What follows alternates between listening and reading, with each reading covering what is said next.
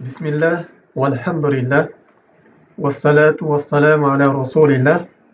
Assalamu alaikum wa rahmatullahi wa barakatuhu. Hurmatly musulman bir tuğanım, biz sizler menen süýükli paýgambarybız sallallahu aleyhi ve sellem'den nasihatlary turaly gelgen hadisler turaly süýleşip atkanbız. Oşondan bugün 48-nji hadiske gelip jetdik. Bu hadistin negizgi temasy kabrlarda ziyaret kılıp turu boyunca bolmokçu. Jana andagy adetler. Jana oşon ele biz marhumlardan gözü tiri kezinde alardy syylap, alарды özüňizge jakyn alıp жүрgen syýakty ele alardyň gözü ötkenden kiýin dagы alardy unutup kalbastan alardyň aklарын saktap жүрүүgө bizdi kızykdyrat. Jana oşonda ele bizge kabırga barıp ahiretdi estep жүрөгүбүздү жумшартып, ошол ахиретке болгон даярдыгыбызды биз дагы көрүүбүзгө бизге баяндап берет. Бул хадис имам Муслим чыгарган сахих хадистерден Ан Бурайда радияллаху анху кала Расулуллах саллаллаху алейхи ва саллям. Бурайда Аллахтан разы болсун айтат, пайгамбар саллаллаху алейхи ва саллям айтты: "Нахайтукум ан зияратул кубур фазуруха." Мен силерди кабырларды зиярат кылуудан кайтарчу элем. Эми силерге уруксат берилди, фазуруха, кабырларды зиярат кылып тургула дейт. Башка бир риваятында фа иннаха тузаккирул ахира. Анткени кабырларды зиярат кылып туруу силерге ахиретти эстетет. Башка бир риваятында фа иннаха тузаккиру ал-маут. Силерге өлүмдү эстетет. Башка бир риваяттарында туракки кулубукум, силердин жүрөгүңөрдү жумшартат деп пайгамбар саллаллаху алейхи ва саллям бизди кабырларды зиярат кылып турууга бизди кызыктырат. Эми урматтуу мусулман бир тууганым, ушул хадиске дагы бир аз тереңирээк келе турган болсок, бул ислам жаңы келген учурунда пайгамбар саллаллаху алейхи ва саллям өз сахабаларын кабырларга зияратка барууга тыюу салган эле. Анткени алар исламды жаңы кабыл алып, ал кабырдагы адеттерди билбейт эле. Аларды бир ошол кабырга барып ширкке же бир куфур амалга түшүп калуудан пайгамбар саллаллаху алейхи ва саллям аларды сактап кабырга баргандан аларга тыюу салган эле. Кийин алар иманды үйрөнүп, ширк эмне, куфур эмне, жана ошондой эле бидат эмне, жана ошондой эле кайсыл амал кылса болот, кайсыл амал кылса болбойт, адал арамды үйрөнгөндөн кийин пайгамбар саллаллаху алейхи ва саллям фазуруха, кабырларды эми силер зиярат кылгыла дейт. Бирок ошол кабырга барган кезде шарият койгон эрежелерди сактап анан баргыла деп пайгамбар саллаллаху алейхи ва саллям ошентип кабырларды зиярат кылып турууга өз үммөтүн кызыктырат. Албетте пайгамбар саллаллаху алейхи ва саллям өзү дагы кабырларды зиярат кылып турчу эле. Бул ошол Ухуд согусунда каза болгон шейиттерди жана башка сахабаларын ошол коюлган кабырларды пайгамбар саллаллаху алейхи ва саллям зиярат кылып турчу эле. Ошол негизинде пайгамбар саллаллаху алейхи ва саллям өзү дагы үлгү болуп, жана ошондой эле өз үммөтүн дагы ошол кабырларга зиярат кылууга кызыктырууда. Эми бул кабырларды зиярат кылуудан максат эмне дегенде, ал кабырга барып, ал жерди улуктоо эмес, ал жерге барып бир дуа кылыштык, же кабырга барып сыйыныштык, же кабырга барып бир чүпүрөк байлаштык эмес, балким кабырга барыштык бул тирүүлөр үчүн дагы жана маркумдар үчүн дагы пайда бар үчүн пайгамбар саллаллаху алейхи ва саллям кызыктырып атат. Эми тирүүлөр үчүн кандай пайда бар дегенде пайгамбар саллаллаху алейхи ва саллям тузаккирул ахира, силерге ахиретти эскерет дейт. Силер да ошол кабырга барып, кайсы бир учур келгенде ушул дүйнө жашоосун таштап, кабыр жашоосуна өтөбүз деп ахиретти эстеп, ошо ахиретке болгон силердин даярдыгыңар күчөйт дейт. Дүйнөгө болгон кызыгууңар азаят дейт. Ахиретке болгон, Аллах Тааланын ибадатында болгон, силердин бейишке болгон кызыгууңар артып, ибадатка дагы көбүрөөк байланасыңар дейт. Эгерде дүйнөдө бир кыйынчылык келген болсо, ошол кыйынчылык бул убакыттуу эле берилген нерсе экен деп, ошол нерсеге сабыр кылып, ошол нерсеге чыдамкай болуп, бул нерсе өтүп кетет деп, ахиретке болгон камыңды күчөйтөр экен тууралуу пайгамбар саллаллаху алейхи ва саллям сенин ошол түшкөн машакатты жеңилдетип, ахиретке болгон сенин даярдыгыңды дагы көбөйтөт деп пайгамбар саллаллаху алейхи ва саллям эскерип атат. Башка бир риваяттарында силерге өлүмдү эскерет деп атат. Кандай бир убакыт келип ошол кабыр барган кезде өзүнүн ата энесин же досунун кабырын көргөн кезде ошол кабыры ал досу ошол адамга окшоп эле бир кезде ошонун жанында ойноп күлүп жүргөн. Бирок Аллах Тааланын тагдыры менен, Аллах Тааланын ажалы келип, ал да ошол кабыр жашоосуна өтүп калды. Ал дагы ошол досун эскерип, ал дагы мен да бир күн келип ошол кабырга барып ушулардын маркумдардын катарына кошулам деп, ибадатка болгон анын сүйүүсү күчөйт. Дүйнөгө болгон анын кызыгуусу, дүйнөгө болгон анын азгырылуусу азаят. Ушу дүйнөгө болгон камы азайып, акыретке болгон камы күчөйөт. Дүйнөгө болгон ошол бир өзүнүн бир канткен ошол жакшы машина айдайм, канткен жакшы үй курам, канткен ушундай жакшы нерселерди кылам деп ушинтип дүйнөнүн бир шахваттарына, дүйнөнүн бир лаззаттарына алданып калбай, акыретти эскерип, ошол ыйманы көтөрүлүп, акыретти өлүмдү эстеп, Пайгамбар саллаллаху ошол кабырга барганда ушинтип келет деп, Пайгамбар ошол кабырларды зыярат кылууда бул тирилер үчүн дагы пайдасы бар экендиги тууралуу Пайгамбар эскерип атат. Жана ошондой дагы бул маркумдарга кандай пайдасы бар дегенде, бул жакта адеттеринде келет. Ошол кабырга барган кезде маркумдарга салам бериштик, аларга дуа кылып түшүштүк болот.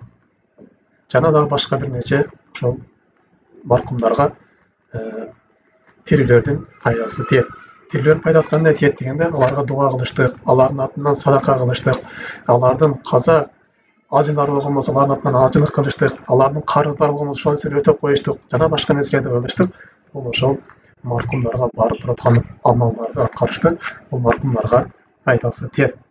Эми Пайгамбар саллаллаху ошол кабырга барган кезде, ошол хадистин башка риваятында келет: "Вала тaqulu hujron". Кабырга барган кезде силер hujron дейт. Ошол жахилият орындагы батыл сөздөрдү айтпагыла дейт. Мындайча айтканда, шариятка каршы келе турган амалдарды кылбагыла. Шариаттын адептери менен, анын эрежелери менен силер кабырга барган кезде ошол негизинде зыярат кылып туруңар деп Пайгамбар саллаллаху бизге баяндап берип атат. Эми ошол кабырга барган кезде кээ бир адептери бар. Ушулар тууралуу кыскача айта кете турган болсок, биринчиси, кабырга кирген кезде маркумдарга салам бериштик. Бул мейли кабырга зыяратка барың, же ошол кабырдын астынан өтүп калдың жолдон, ушул дуаны айтыштык мустахаб болуп эсептелинет. Бул дуа: "Ассаламу алейкум ахла дияр минал муъминина вал муслимин ва инна иншааллаху лахиқун асалаллаху лана ва лакум ал-афията". Бул ассаламу алейкум ахла дияр, кабыр ээлери, силерге Аллах Тааланын саламы болсун дейт. Мусулмандардан жана момундардан болгон кабыр ээлери, силерге Аллах Тааланын саламы болсун. Биз дагы Аллах Таала буйруса артыңардан жетип барабыз. Силерге жана бизге Аллах Тааланын кечирим сурайбыз деп кабырга биринчи кирген кезде эле мына ушул дуа окулат.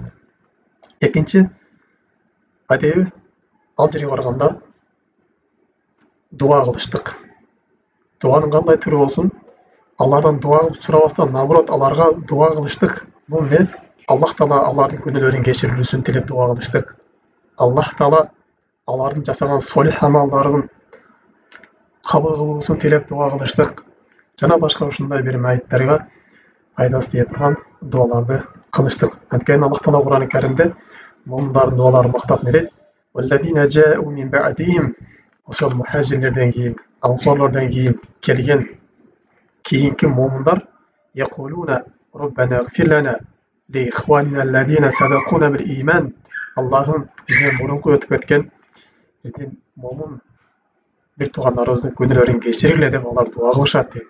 Ошол кабырга барган кезде жалпылай дагы дуа кылынат. Аллахым ушул жерде жаткан бардык момундардын, мусулмандардын, момун аял болсо, эркек болсо, алардын күнөөлөрүн кечиргин деп.